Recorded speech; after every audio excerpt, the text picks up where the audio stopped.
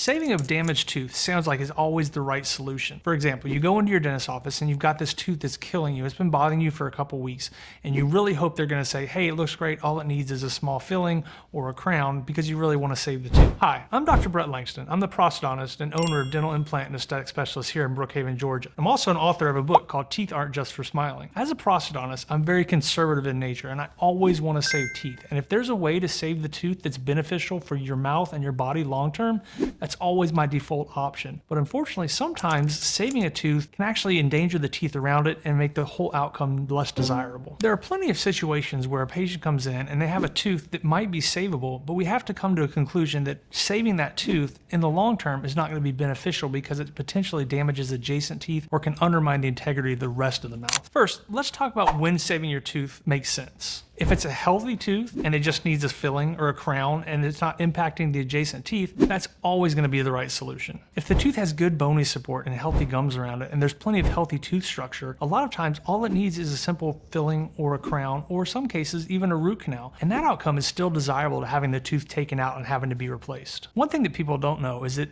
teeth actually have little ligaments that go around the root structure and kind of act like little shock absorbers, so you have a very natural feeling and sensation when you're chewing with your natural teeth. One thing that implants don't have is that same ligament structure because they're actually anchored into the bone. So biting and chewing on implant teeth is very different than chewing on your natural teeth. So in a situation where we can save the tooth and make it feel like your natural tooth, that's a great solution as opposed to taking the tooth out and putting in an implant, because there is a difference in how it's going to feel when you chew. But here's where it gets complicated. The problem becomes when that one tooth starts causing pain and problems with all the teeth around it. So think about it this way. If you have one house in the neighborhood that's always staying up till 3 or 4 in the morning, loud music, cars going up and down, trash in the street, that's causing a lot of problems for all the houses next door. So you have to decide, can we just fix that one house, or do we have to address everything? The reality is that infection in one tooth can not only spread to the adjacent teeth, but it can also spread throughout your body and cause other systemic problems. Another thing to consider is that when you have bone loss around a tooth, a lot of times it's not just isolated to that one tooth. It can start to cause bone loss to creep into the neighboring teeth, and that can undermine the integrity of those teeth as well. So what was once a problem with just one tooth can all of a sudden become a problem with 3 or 4 or even a whole row of teeth. And then there's shifting to consider. So if you have a damaged tooth that's no longer in the right place and it's not supporting its neighboring teeth, those teeth can start to shift and move. If you have a broken tooth on the bottom,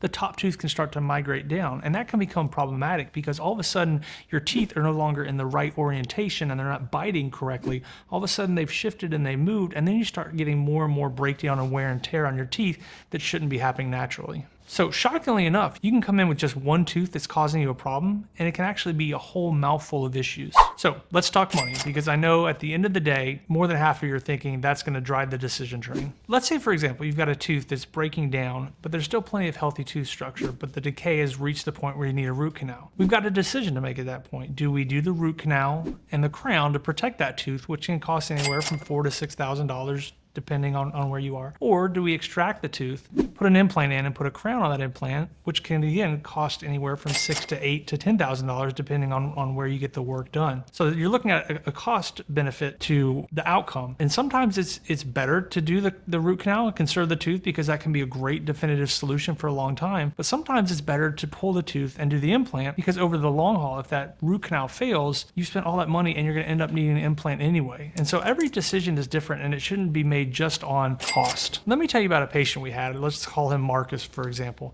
He came in with a back tooth that was breaking down, causing him a lot of pain. The tooth, there's still plenty of healthy tooth structure, so we sat down and we talked about, do we want to save the tooth? Do we want to pull the tooth? Eventually, Marcus came back about 3 years later, and there was more decay underneath the tooth. And at that point, we had to reevaluate whether we wanted to try and save the tooth again or extract the tooth in the implant. And at that point, we decided to do the implant. So the long story short is Marcus got 3 more years out of that tooth, which was great, and he was really happy he kept the tooth. But in the end, if we had done an implant earlier, it might have saved him a little bit of trouble and discomfort. Marcus is not a cautionary tale or a story to not get root canals and try to save teeth, but it is just an example of how every individual case is different. And when you come in to see us, we sit down and we look at all the variables and take into account all the possible outcomes, and then make that decision together so that we both feel confident we made the right decision for that tooth. And this brings us to the most important part of the video. Here are the 5 questions you need to ask when deciding whether you want to save a tooth or not. Number 1, what's the actual long-term success rate for saving this tooth? A lot of variables come into play on that, whether how much healthy tooth structure there is,